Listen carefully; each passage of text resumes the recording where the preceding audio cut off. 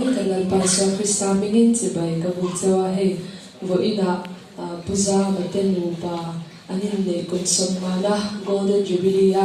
zai tura milau song mi kalom me ma I la tuna kan sakzo chia te le min swal le thele telephone khara hian ti te ha kalau panai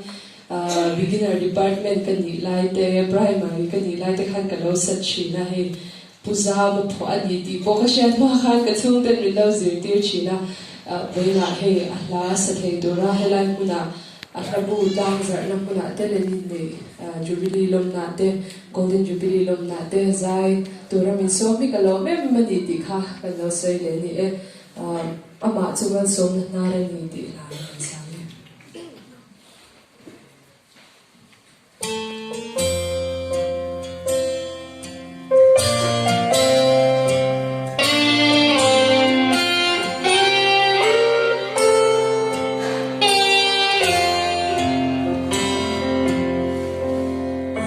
Cuman so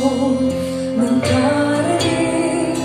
ketumlai kong chung cewa hiang kamu moin re mai ngin aku lampa chu